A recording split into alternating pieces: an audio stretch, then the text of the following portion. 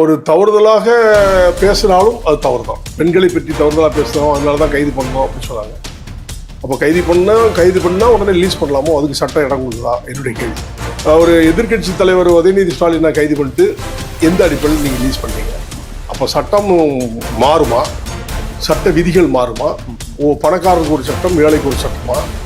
இல்லை அரசியல்வாதிக்கு ஒரு சட்டம், அரசியல் இல்லாதவருக்கு ஒரு சட்டமா? சசிகலாவையும் அண்ணன் எடப்பாடியும் பயங்கரமாக பேசுனாங்கன்னு சொன்னீங்க.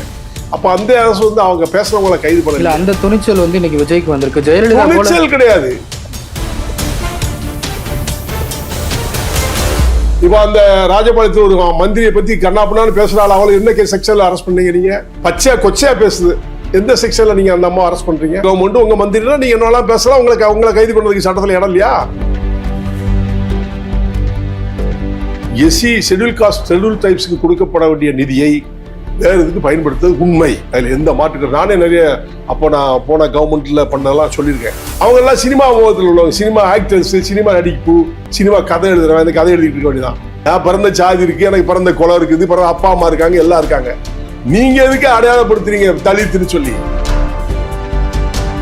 எந்த திராவிட முன்னேற்ற கழக ஆட்சியில டாக்டர் கிருஷ்ணசாமி ஊர்வலம் நடத்தி அங்க 17 பேர் செத்தாங்களோ, செத்த மறுகணமே அவரோட கூட்டணி வச்சு எலெக்ஷன் நின்னாரு.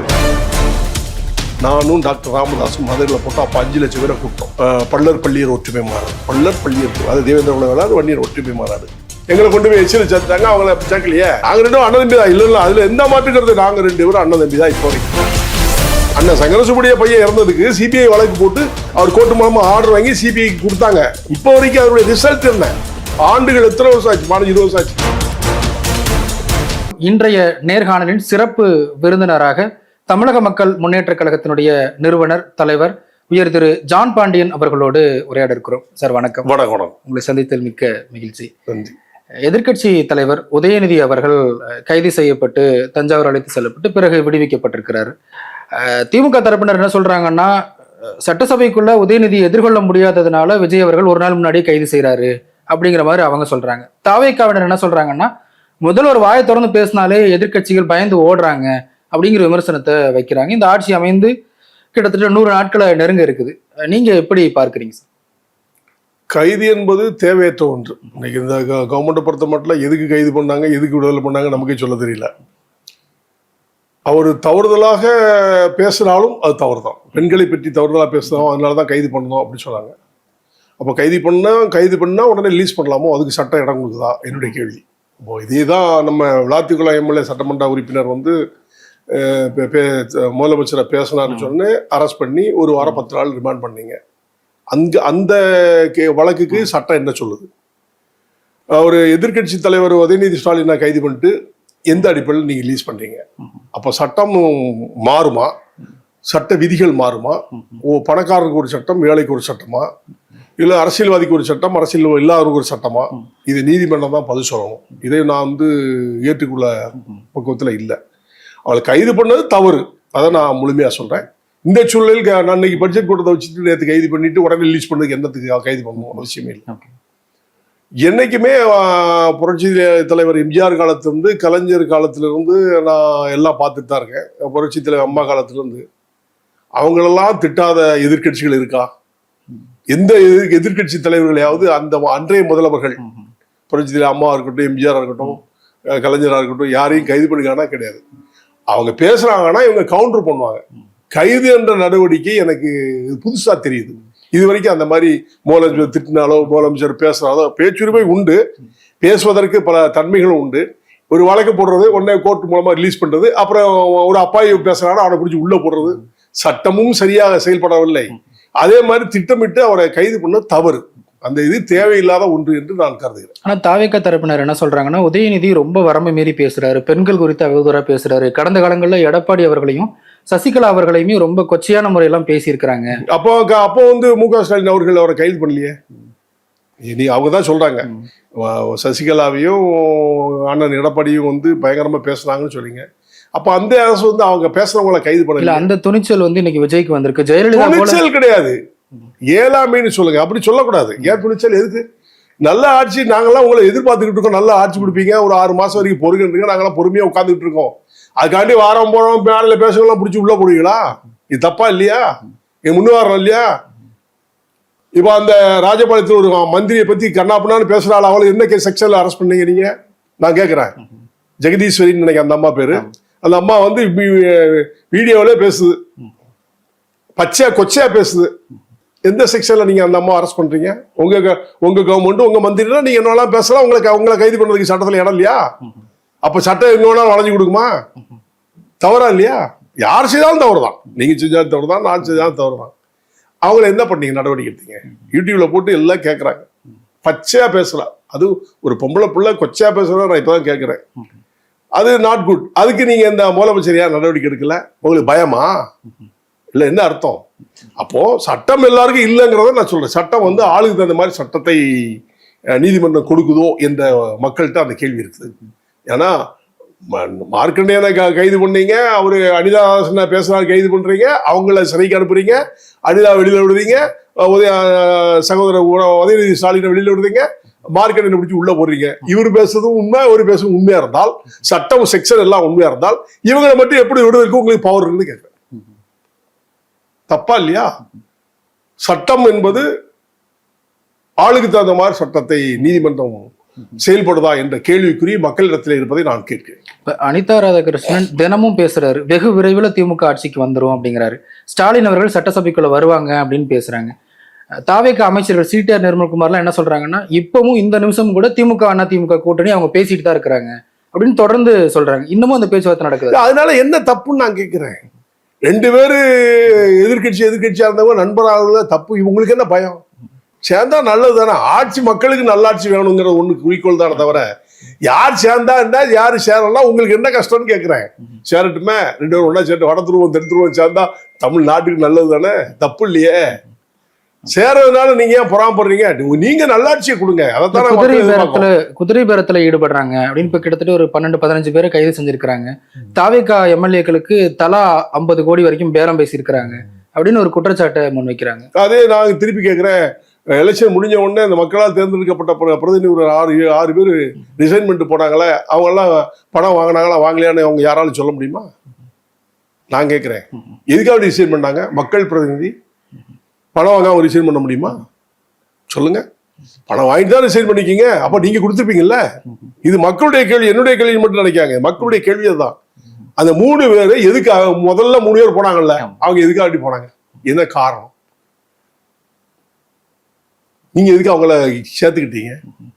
அது போக அதிமுக ஆட்சியில் இருந்த விஜயபாஸ்கர் 2 விஜயபாஸ்கர் மற்றவங்க எல்லாம் போய் ரிசைன் பண்ணிட்டு போறாங்க. எத்தனை லட்சம் கோடி அடிச்சிருக்காங்க. அம்மாப்பீடுல இருந்து மந்திரியா இருந்து பணம் 10 லட்சம் கோடி அடிச்சு வச்சிருக்காங்க. ஈவன் செங்கோட்டை அண்ணன் வரைக்கும் அவங்கெல்லாம் நீங்க சேர்த்திருக்கீங்க. எப்படி தூய சக்தியா நீங்க வருவீங்க? அவங்களும் பெரிய கொள்ளக்காரங்க தான் நீங்க சேர்த்திருக்கீங்க. நல்லவங்கள சேர்க்கலையே நீங்க. மக்களை சேர்க்கிறீங்க, மக்களை பாக்குறீங்க, மக்களை செயல்படுறதுக்கு பாக்குறீங்க. நான் ஒத்துக்கிறேன். இவங்கெல்லாம் யாருங்கிறேன். இல்ல அவங்க மேல ஊழல் குற்றச்சாட்டு இருந்தாலும் எங்க ஆட்சி தூய ஆட்சியே தொடரும், கடந்த காலங்களில் போடப்பட்ட டெண்டர்களை நாங்க ரத்து செஞ்சிருக்கிறோம் அப்படிங்கிற மாதிரி இன்னைக்கு சட்டசபையில் கூட பேசியிருக்கிறேன். ஏன் கோரிக்கைகளை பூரா மூணவங்க இப்ப இருக்கிற உங்களோட சேர்ந்த மந்திரிகளுடைய கோரிக்கை ஏன் மூடல? எக்ஸ் மந்திரி ஏன் மூடல?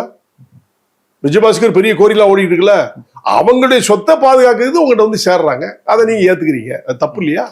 யாரா இருந்தாலும் நான் சொல்றேன். அவங்கள ஏன் நடவடிக்கை? அவங்க மேல வழக்கு இருக்கு. அவங்க தூய சக்தியா? நான் கேட்கிறேன், தூய சக்தியான்னு கேட்கிறேன். வழக்கு இருக்கு. வரவங்களாம் வாங்கன்னு இணைச்சிட்டு போறீங்க. என்ன காரணம்? அதுக்கு திமுகவும் ஏடிக்கும் ஒன்னா சேரு, அதனால போறோம். இது பொய்யா நொண்டி சாக்கு. நொண்டி கழுதைக்கு சறுக்குன்னு சாக்கு. நம்ம நொண்டி சாக்கு. இந்த சாக்கெல்லாம் நான் ஏத்துக்கவே மாட்டேன். இவங்க அந்த பணத்தை சேவ் பண்ணதுக்காக வேண்டி அவரு நம்முடைய முதலமைச்சர்கிட்ட இன்னைக்கு வந்து இணைகிறாங்க.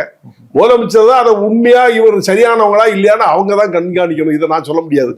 அவர் கையில கண்ட்ரோல் இருக்கு. அவர் தான் ஆப்ரேட்டர், அவர் தான் கவர்மெண்ட் சிஎம். அவங்க தான் முடிவெடுக்கணும். எதுக்கு அவங்க வந்து சிறையிறாங்கிறத யோசிக்கணும். நல்லாட்சி வேணா இந்த மாதிரி ஒரு லஞ்ச லாவணியம் பெற்று பல லட்சம் கோடிகள் கொள்ளையடிச்ச கும்பல நீங்க தாவாக்கால சேர்ப்பதனால் தாவாக்கு அழிவே தவிர பிரகாசம் கிடையாது. அது அவங்க தான் புரிஞ்சுக்கணும். ஒரு சீனியர் பொலிட்டிஷியன் கட்சிக்கு வேணும், செங்கோட்டையன் மாதிரியான முகங்கள் தேவை, அப்படியே அவங்க யோசிச்சிருக்கலாம்ல. ஏன் அப்போ மு க ஸ்டாலின் சேர்த்துக்கங்க, எடப்பாடி சேர்த்துக்க, அவங்களாம் ரொம்ப சீனியர்ல. என்னங்க நாகரிகமான பேச்சு? சீனியர் இல்லைன்னா அப்புறம் எதுக்கு ஆட்சி வைக்கிறீங்க? சீனியர் வச்சுக்கிட்டா வந்தாங்க. எடப்பாடி முதல்ல முதலமைச்சர் அவர் சீனியர் தான். அவருக்கு ஆட்சியை பத்தி என்ன தெரியும்? ஆட்சி ஆள்வதற்கு தகுதி படைத்தது மக்கள் தேர்ந்தெடுக்கிறாங்க. அதன் அடிப்படையில் நீங்க ஆட்சி ஆள்றீங்க, அவ்வளவுதான். That's all. இன்னைக்கு உங்களை விரும்பி மக்கள் ஓட்டு போட்டு உங்களை தேர்ந்தெடுத்திருக்காங்க. இந்த விஷப்பாம்புகளை விஷக்கிருமிகளை ஏன் சேர்க்கிறீங்கன்னு தான் என்னுடைய கேள்வி. அவங்களாம் ஏன் சேர்க்கிறீங்க? விஷக்கிருமிகள் அவங்க. விஷக்கிருமிகளை நீங்க சேர்க்காதங்கன்னு நான் சொல்றேன். நீங்க தூய ஆட்சியை கொண்டு வாங்க, மக்களுடைய ஆட்சியை கொண்டு வாங்க. இவங்க எல்லாம் சேர்த்ததுனால உங்களுக்கு மைனஸ், பிளஸ் மட்டும் கனவு கட்டுறாங்க. தாவேக்காவுக்கு மைனஸ். அதிமுக தொடர்ந்து முன்னாள் அமைச்சர்கள் அவங்களுக்கு சரிவுதான். அவர் செய்த தவறுதான். அவர் யாருமே வேண்டாம், எனக்கு நான் தான் அவர் சொல்றதுடைய தான் என்ற அகம் யாரையும் அழித்து விடும். தெரியுமில்ல? தான் என்றால் அழிச்சு விடும். பைபிள்ல கூட ஒரு வசனம் இருக்கு, தன்னைத்தான் தாழ்த்துகிறவன் எவனோ அவன் உயர்த்தப்படுவான். யாருமே தாழ்த்த மாட்டான். நாங்கிற ஆங்காரம் இருந்துச்சுன்னா அழிஞ்சு போவாங்க. இதுதான் நடந்துகிட்டு இருக்கு. அதே மாதிரி தாவாக்கால தாங்குற ஆங்காரம் இருக்கு, இல்லைன்னா சொல்ல முடியாது. ஒரு சில மந்திரிகள் தாங்கிற திமிரில் பேசுறாங்க, தப்புன்னு சொல்றேன். அது வேண்டான்னு சொல்றேன். அவங்க தான் திருத்திக்கணும், முதலமைச்சர் தான் திருத்தம்னா மீண்டும் மக்கள் மாற்றுவாங்க. மக்கள்கிட்ட தான் எனக்கு ஓட்டு இருக்கு, எப்போனாலும் என்னைக்கு வேணாலும் மாற்றுவாங்க. சந்திரபாபு நாயுடு ஆட்சியில் இருக்கும்போது அவ்வளவு நல்லது ஆந்திராவுக்கு செஞ்சவரை தூக்கி எறியலையா? அதுக்கப்புறம் ஜெகன்மோகன் ரெட்டி வந்தாரு, அவரை தூக்கி இல்லாமலே ஆக்கிட்டாங்கல்ல, அடுத்த அவரை கொண்டு வந்தாங்களா? அதே மாதிரி ஆட்சிகள் மாறும். அதனால மக்கள் கையில இருக்கு ஓட்டு. அதனால நீங்க உஷாரா இருந்துக்காங்க. இந்த மாதிரி விஷக்கிருமிகளை சேர்றதுனால் தாவாவுக்கு சரிவு என்பதுதான் நான் சொல்றேன். நீங்க கடந்த காலம் பல்வேறு விஷயங்கள் பேசியிருக்கிறீங்க. ஆதி திராவிடர் நலத்துறை அப்படிங்கிறது சமூக நலத்துறை அப்படின்னு தாவேக்கா அரசு மாத்திருக்கிறாங்க. அதுல திருமாவளவன் ஒரு கருத்து சொல்றாரு, வன்னியரசு அவர்கள் ஒரு கருத்து சொல்றாங்க. நீங்க அந்த பேர் மாற்றம் சரின்னு நினைக்கிறீங்களா? நான் பேர் மாற்றம் தப்புன்னு நான் சொல்லவே மாட்டேன், சரின்னு தான் சொல்லுவேன். சமூக நலத்துறை என்பது நல்லது தானே, ஒரு பொதுவான ஒரு கருத்து தானே, அது நல்லதுதான். என்ன கேட்டாது வச்சு எதுக்கு ஆதி திராவிடர் என்பது ஒரு குறிப்பிட்ட சமுதாயத்தை கொடுக்கிறது ஆதி திராவிடர். ஆதி திராவிடர் நலத்துறைன்னு சொன்னாலே இவன் எஸ்சி நலத்துறைன்னு சொல்றான். சமூக நலத்துறைனா எல்லாருமே ஒன்னா சேர்றாங்களா, அதனால நல்லதுதான் நான் சொல்றேன். தமிழக மக்கள் முன்னேற்றம் பாராட்டுகிறது. சமூக நலத்துறை என்பது சரி. கடந்த திமுக ஆட்சியில ஒரு குற்றச்சாட்டு வந்தது, இந்த எஸ்சி எஸ்டி நிதியை மற்ற திட்டங்களுக்கு பயன்படுத்துறாங்க, பொது திட்டங்களுக்கு பயன்படுத்துறாங்க அப்படிங்கிற ஒரு குற்றச்சாட்டு வந்து விஜய் அவர்கள் ஆட்சிக்கு வந்த பிறகு அவரும் அதை சொல்லி அதை சரி செய்யுங்க, அதை கவனம் செலுத்துங்க, வேற எங்கேயும் போகக்கூடாது அப்படிங்கிற மாதிரி சொல்றாங்க. அந்த குற்றச்சாட்டு நீங்க ஏத்துக்கிறீங்களா? ஏத்துக்கிறேன். ஏன்னா தொன்று தொட்டு கலைஞர் ஆட்சியில இருந்து அம்மா ஆட்சியில இருந்து எஸ்சி ஷெட்யூல் காஸ்ட் ஷெட்யூல் டைப்ஸ்க்கு கொடுக்கப்பட வேண்டிய நிதியை வேற இதுக்கு பயன்படுத்துறது உண்மை. அதுல எந்த மாற்றுக்கிறது. நானே நிறைய நான் போன கவர்மெண்ட்ல பண்ணதெல்லாம் சொல்லியிருக்கேன். ஆனா யாரும் செவி சாய்ப்பது கிடையாது. செவடங்காயில சங்கம்ன கதை தான். இப்போ முதலமைச்சர் விஜய் அதை கண்காணிச்சு அதை சரி பண்ணுங்கன்னு சொல்லு, இன்னும் சரி பண்ண வரைக்கும் நம்ம அதை உறுதி சொல்ல முடியாது, பார்க்கலாம். நீங்க தொடர்ந்து முன்வைக்கக்கூடிய முழக்கம் தேவேந்திர குல வேளாளர் அப்படிங்கிற பெயர் பட்டியல் நீக்கும், இந்த 2 கோரிக்கை. இன்னொரு பக்கம் ரஞ்சித் இவர்கள் போன்றவரெல்லாம் அந்த பெயரும் தேவையில்லை, பட்டியல் வெளியேற்றமும் தேவையில்லை, இது பலவீனப்படுத்தும் அப்படிங்கிற ஒரு பார்வையை முன்வைக்கிறாங்க. அது அவங்களுடைய கருத்து. எங்களுடைய கருத்து என்னங்க, தேவேந்திர குல வேளாளர் அரசாண்ட பாரம்பரியம் என்பது எல்லாருக்கும் தெரிஞ்ச உண்மை. இதை தெரிஞ்சுதான் எல்லாரும் பிரிஞ்சு கிடந்த 7 உட்பிரிவுகளை உள்ளடக்கி தேவேந்திர குல வேளாளர்னு சொல்லி மத்திய அரசு ரிசர்ச் பண்ணி மானுடவியல் ஆராய்ச்சி பண்ணி தான் எங்களுக்கு ஒரு பெயர் கொடுத்துருக்காங்க, தேவேந்திர குல வேளாளர்னு கொடுத்துருக்காங்க. அதே சமயம் நாங்கள் விடுதலை ஆகி போனோம்னா, விடுதலை ஆகணும், எங்களுக்கு சமூக விடுதலை தேவை அப்படின்னா நாங்கள் பட்டியல இருந்து வெளியில போகணும், ஸ்டேட்டஸ் வேணும்னு கேட்குறோம். ஏன் அதை கேட்குறோம்னா, நாங்கள் உழைக்கிறவங்க, விவசாயத்தை சார்ந்தவங்க, விவசாயம் பார்த்தவங்க, அந்த காலத்தில் அரசர்கள் காலத்தை போரிட்டவங்க, தளபதியாக இருந்தவங்க. இப்பேற்பட்ட குலத்தை இழிநிலைப்படுத்தி யாரோ ஒருத்தர் செஞ்சாங்கிறதுக்காண்டி நாங்கள் அதில் இருக்கணும்னு அவசியம் இல்லை. நல்லா படிக்கிறாங்க, நல்ல மேல வராங்க. படிக்கிறவனை கூட இப்போ ஒரு 1000 மார்க்குக்கு 999 மார்க் வாங்குறவனை கோட்டாவில் எடுக்கிறான தவிர மெரிட்ல எடுக்கிற மாட்டேங்க. அப்ப மெரிட் அடிபட்டு போகுது. அப்ப கோட்டாவை பூரா படிச்சவனுக்கு தான் நீங்க கொடுக்குறீங்க தவிர படிக்காத ஒரு தகுதி உள்ளவனுக்கு கொடுக்கறது இல்லை. அப்படி இருக்கும்போது அது எதுக்கு எங்களுக்கு தேவையே இல்லையே. தலித் என்ற வார்த்தையை எனக்கு பிடிக்காது. அது வேற தலித் யாருமே கிடையாது. அதுக்கு கோர்ட் ஆர்டர் இருக்கு, தலித் என்ற வார்த்தை சொல்லக்கூடாதுன்னு சொல்லி ஆர்டர் கொடுத்துருக்கான். அது படிச்சாரோ படிக்கலையோ ரஞ்சித்துக்கு தான் கேட்கணும். அவங்க எல்லாம் சினிமா முகத்தில் உள்ளவங்க, சினிமா ஆக்டர்ஸ், சினிமா நடிப்பு, சினிமா கதை எழுதுறவன், இந்த கதை எழுதிட்டு இருக்க வேண்டியதான். தலித்துன்னு சொன்னா யாரும் தலித்துன்னு சொல்லி உங்களை ஏன் நீங்கள் அடையாளப்படுத்திக்கிறீங்க? நான் என்னுடைய கேள்வி. நான் பிறந்த சாதி இருக்கு, எனக்கு பிறந்த குலம் இருக்குது, பிறந்த அப்பா அம்மா இருக்காங்க, எல்லாம் இருக்காங்க. நீங்க எதுக்கு அடையாளப்படுத்துறீங்க தலித்துன்னு சொல்லி? அது அப்படின்னா அந்த தொழிலுக்கு அந்த சொல்லுக்கு என்ன அர்த்தம்னு எவனா சொல்லுங்க பார்ப்போம். அம்பேத்கர் எங்கேயாவது சொல்லிக்காரா தலித்துன்னு சொல்லிக்காரா? இல்லையே. இவங்களா ஒரு பூரா விட்டு தலித்திம்பாங்க சிலவா சரிம்மா. ஏயா பட்ட பேர் வச்சே இந்த மக்களை அழிச்சுக்கிட்டு இருக்கீங்க, எஸ்சின்னு சொல்லி. எதுக்கே பட்ட பேர் வைக்கிற? சொல்ல சாதி பேரை சொல்ல, நீ பிறந்த சாதியை சொல்ல. எஸ்சியில நான் கேட்கறது அதுல பிறந்த சாதியை சொல்லியா, குளத்தை சொல்லு. அதையே மறைச்சிக்கிட்டு புனப்பெயர் வைக்கிறீங்க. எல்லா ஜாதி எத்தனை சமுதாயம் இருக்குது, அவங்க எல்லாம் அவங்கவுங்க சாதியை சொல்லும்போது நீ மட்டும் சொல்ல மறைக்கிற அப்படிங்கிறத என்னுடைய கேள்வி. குடிப்பெயரை சொல்வதனால அது RSS உடைய கருத்து அப்படிங்கிற அந்த விமர்சனத்தை பதிலுக்கு இவனுக்கு ஒரு வேலை வட்டியே இல்லை. எதுக்கு எடுத்தாலும் RSS இந்துத்துவா, RSS இந்துவா, இவனுக்கு வேற பொழப்பே இல்லை. எதுக்கு எடுத்தாலும் ஒரு சில தலைவர்களுக்கு பொழப்பு இல்லாம பேசிட்டாலேதான். சப்ஜெக்ட் கிடைக்கல உடனே RSS, மோடி, பிஜேபி, இந்த தவிர வேற ஜனாதனம், இதை தவிர யாரும் எதுவும் பேச தெரியாது. அந்த மாதிரி சிலவங்களுக்கு கோவம் வேற இல்லை. இந்த மாதிரி தவறா மக்கள் மன்னத்துல விஷத்தை பரப்புறாங்கிறது என்னுடைய வேதனையை சொல்றேன். இல்ல இந்த PCR சட்டம் இதெல்லாம் வந்து கிடைக்காம போயிடும், அந்த பட்டியல இருந்து வெளியேறிட்டா இந்த நன்மைகள் எல்லாம் வேணா பட்டியலுக்குள்ளேயே இருக்கணும் அப்படிங்கறத அவங்க சொல்றாங்க. இப்ப மட்டும் என்ன பட்டியல் சமுதாயத்துக்கு என்ன கிடைச்சிட்டு இருக்கு, என்ன நன்மை கிடைச்சிட்டு சொல்லுங்களேன், நான் தெரிஞ்சுக்கிறேன். எதுவுமே கிடைக்கல. இவங்களுக்கு கொடுக்க வேண்டிய நிதியவே கவர்மெண்ட் ஆஃப் இந்தியா கொடுக்குற நிதியவே இவங்க வேற துறைக்கு அனுப்புறாங்களே. அரசு ஆட்சி ஆண்டவங்க ஆண்டுகிட்டு இருக்கவங்க எல்லாருமே இப்பதான் இந்த முதலமைச்சர் இன்னைக்கு சொல்லி அதை கண்காணிக்க சொல்லியிருக்கிறாரு. அது எந்த லெவல்ல உண்மை வரும் வராதுன்னு அந்த ஃபண்டை உண்மையிலே யூட்டிலைஸ் பண்ண போறாங்களான்னு தெரியல. தெரியாம நம்ம சொல்ல முடியாது. இதுக்கு முன்னால இந்த அரசு அதை மிஸ்யூஸ் பண்ணிச்சு, இது உண்மை, எந்த மாற்று கருத்து இல்லை. இப்ப சமீபத்துல அந்த மாஞ்சோலை படுகொலை நினைவு தினம் நீங்களும் அந்த அறிக்கையெல்லாம் வெளியிட்டு இருந்தீங்க. நீங்க அந்த சமயத்துல அந்த காலத்துல மிக முக்கியமான ஒரு பங்காற்றி இருக்கிறீங்க. இது மாதிரியான சம்பவங்களுக்கு வந்து இந்த சட்டங்கள் தான் நம்மளை பாதுகாக்கும், பட்டியலிட்டு வெளியேறிட்டோம்னா இந்த பாதுகாப்புலாம் கிடைக்காம போயிடும் அப்படிங்கறது விமர்சனம். அதுக்கு இதுக்கும் சம்பந்தமே கிடையாதுங்க. தாமரை ஆற்றுப்படுகையில செத்தது வந்து அநியாயப்படு ஜனநீயான பெரிய படுகொலை, ஒத்துக்கிட வேண்டியதான். அது எல்லாருமே இருந்து கம்யூனிஸ்ட் எல்லாம் சேர்ந்து அதில் செத்தவங்க வந்து தேவேந்திர குல வேளாளர் மட்டும் இல்லை, அதில் ஒரு முஸ்லீம் 2 பையங்க இறந்துருக்காங்க, இன்னொரு கம்யூனிட்டிக்காரங்க இறந்துருக்காங்க, நிறைய பேர் இறந்து எல்லாரும் சேர்ந்துருக்காங்க. ஆனால் கொண்டாட அதிகமாக இறந்தது வந்து தேவேந்திர குல வேளாளருக்கு, அதை வேணா ஒத்துக்கிறேன். அது இறந்ததை வச்சுக்கிட்டு இவங்க எல்லாம் அரசியல் பண்றாங்க.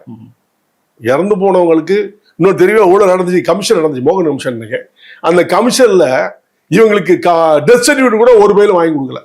நான் போய் பேசுறேன் கமிஷன்ல உட்காந்து, முதல்ல டெத் சர்டிபிகேட் கொடுங்க சார். எல்லாருமே வர வச்சு அழைக்கிறாங்க, மாஞ்சில இருந்து வா போன்னு, அந்த மக்களுக்கு தெரியும். நான் போய் இருந்து முதல்ல நீங்க வாலின்றா போய் கொடுங்க அப்படின்னு சொல்லி கொடுக்க வச்சோம்.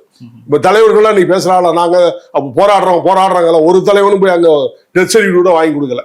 நான் தான் போய் இப்ப மோகன் கமிஷன்ல ஏறி கூண்டுல ஏறி சொல்லி அதை உடனடியா நீங்களே கொண்டு போய் கொடுங்கன்னு சொல்லி கொடுக்க வச்சேன். இந்த மாதிரி செத்தது வருத்தத்துக்குரிய விஷயமா இருந்தாலும் போராட்ட களம் என்பது சமூக விடுதலை வேணும் அப்படிங்கிறது பண்ணாங்க. அங்க மாஞ்சோலை எஸ்டேட்ல நடந்த கொடுமைகள்லாம் அதிகம் தான். இன்னைக்கு எல்லாத்தையும் ஒட்டுமொத்தமா துரத்தி விட்டாங்க. இப்ப என்ன பண்ண போறாங்க மக்கள்? அந்த படுகொலைக்கு வந்து கருணாநிதி அவர்களை தொடர்புபடுத்தக்கூடாது, அது காவல்துறையுடைய ஒரு பயங்கரவாதம் இப்படிங்கிற ஒரு பார்வையை முன்வைக்கிறாங்க. அதுக்கு காரணம் அரசியல். எந்த திராவிட முன்னேற்ற கழக ஆட்சியில டாக்டர் கிருஷ்ணசாமி ஊர்வலம் நடத்தி அங்க ஒரு 17 பேர் செத்தாங்களோ, செத்த மறுகணமே அவரோட கூட்டணி வச்சு எலெக்ஷன் நின்னாரு. இது எப்படி பாக்குறீங்க நீங்க? அப்போ இது என்ன பார்வை? அப்போ மக்கள் அரசியல் பார்வை தான். அரசியலுக்காக வேண்டி 17 பேர் செத்தாங்க, அவ்வளவுதான். இவங்க தலைவர்கள் அவங்கள பயன்படுத்துறாங்க. அதை வச்சு இன்னைக்கு வருஷம் ஊர்வலம் போறது, வைக்கிறது, கருப்ஷன் அணிது, அன்னைக்கு 23ஆம் தேதி போய் ஆத்துப்படைகளில் பூ போடுறது, இது வந்து அரசியலா தான் பண்றாங்க. அப்பனா அன்னைக்கு சூழ்நிலை திராவிட முன்னேற்ற கழகத்தினால் அழிக்கப்பட்ட 17 பேர் அழிஞ்சிக்கும் போது நான் இவரோட கூட்டணி வைக்க மாட்டேன்னு சொல்லி வேற கட்சியோட வச்சுக்கலாம், தனிச்சு கூட நின்றுக்கலாம்ல. ஏன் அவரு போல? எல்லாம் அரசியல், மக்களை ஏமாற்றி பிழைக்கின்ற கூட்டம் நிறைய இருக்குது, அது நடந்துகிட்டு தான் இருக்கும். தொடர்ந்து பல்வேறு இந்த சாதிய மோதல்கள், குறிப்பா தென் மாவட்டங்களில் ஒரு 2 சாதிகள் அவங்களுக்குள்ள அடிக்கடி மோதல்ங்கிற செய்தியை பார்க்க முடியுது. இன்னமும் அந்த போக்கு தொடருதுன்னு நினைக்கிறீங்களா? அதாவது ஒரு சில குக்கிராமங்கள் ஜாதிய வன்முறைகள் இருக்கு, இல்லைன்னா சொல்ல முடியாது. 100% இப்போ 1% 2% தான், ரொம்ப கிடையாது. முன்னால 99% இருந்துச்சு. இப்போ ஜாதிய வன்முறை ஒரு சில காலச்சூழ்நிலைக்கு தகுந்த மாதிரி சில குக்கிராமத்தில் இருக்கு. ஆனா உண்மையிலே அங்க நடக்கிற கொலைகள் எல்லாம் மது, கஞ்சா, போதை, இதுதான் நடக்குது. இதுதான் உண்மை. கஞ்சா போதையில தான் கொலை நடக்குது தவிர சாதியினால கொலை நடக்குன்னு சொன்னா நான் தமிழக மக்கள் முன்னேற்ற கழகமோ ஜான் பாண்டியனோ ஏற்றுக்க மாட்டேன். ஜாதிய கொலைகள் குறைந்து விட்டது, ஒரு சில பகுதியை தவிர. ஒரு சில பகுதி நடக்கு, இல்லைன்னு சொல்ல. ஆம்ஸ்ட்ராங் அவர்களுடைய அந்த கொலை வழக்கை தற்போது சிபிஐக்கு தமிழக வெற்றி கழக அரசு வந்து மாத்திருக்கிறாங்க. அந்த வழக்கினுடைய விசாரணை சரியான திசையில நடக்குதுன்னு நினைக்கிறீங்களா? எனக்கு நம்பிக்கை கிடையாது, சிபிஐ மேல நம்பிக்கை கிடையாது. ஏன் அப்படி சொல்லணும்னு சொன்னா, சீனியர் அட்வொகேட் சங்கரசூப்புன்னு ஒருத்தர் இருக்கார், தெரியுமா? அவருடைய பையன் படுகொலை தெரியுமா? சிபிஐ தானே கொடுத்தாங்க. இது வரைக்கும் அதனுடைய ரிசல்ட் என்ன? வருஷம் என்ன? எத்தனை ஆண்டுகள் ஆயிடுச்சு? கிட்டத்தட்ட 15 வருஷத்துக்கு மேல ஆயிடுச்சு. இன்னைக்கு வரைக்கும் ரிசல்ட் என்ன?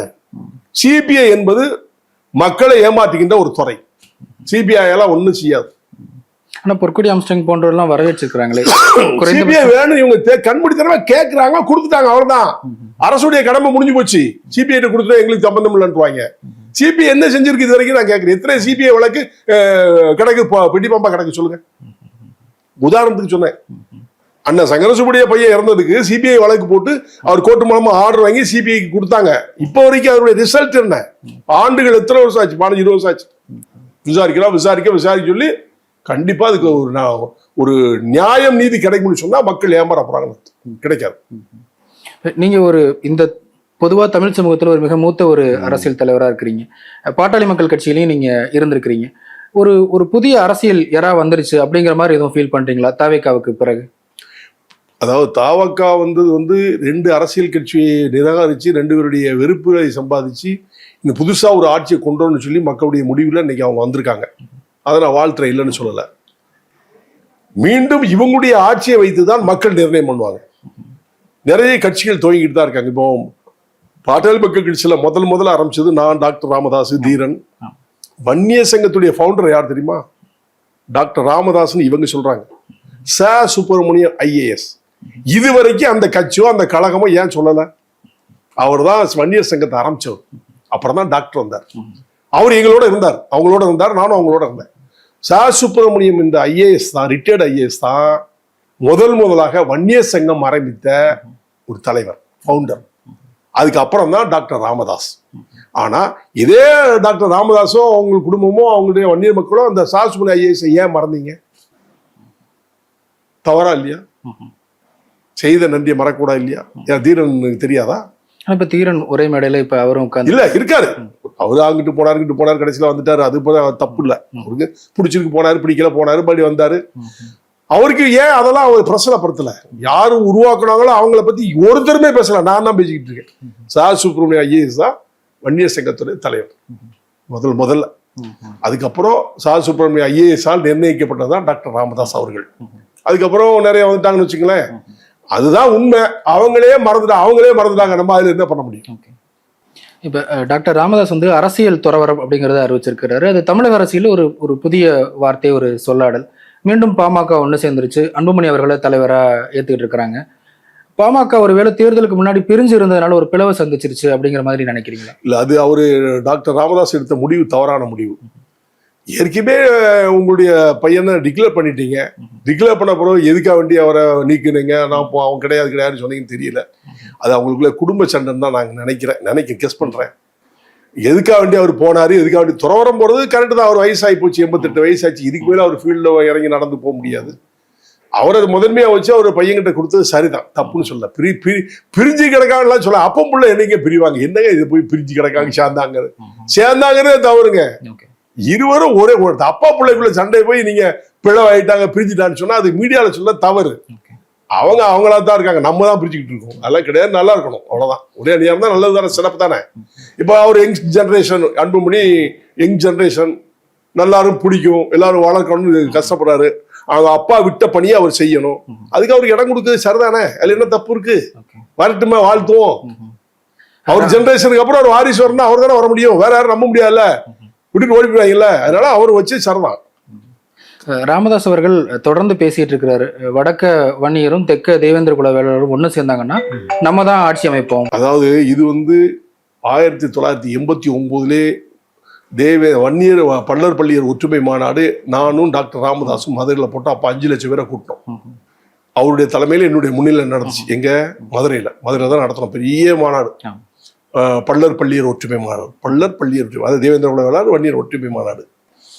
இது அந்த காலத்திலிருந்தே சொல்றாரு. ஆனால் டாக்டர் ராமதாஸுடைய தவறுனால தென் மாவட்டங்கள் தேவேந்திர குல வேளாளர் அவரை ஏத்துக்கல. அதான் உண்மை.